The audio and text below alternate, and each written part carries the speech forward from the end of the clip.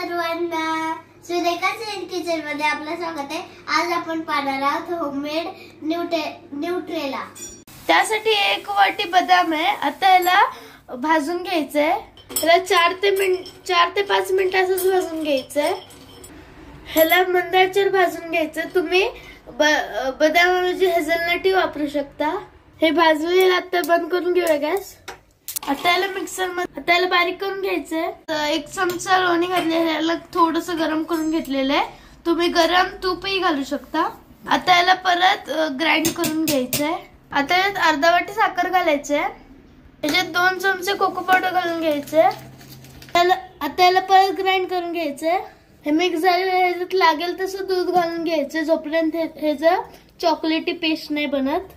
हे पहा, ह्याच्यात 1 वाटी एवढं दूध लागलेलं आहे, छोटी वाटी। आपण एका काचेच्या जार मध्ये ट्रान्सफर करून फ्रीज मध्ये स्टोर करू शकतो।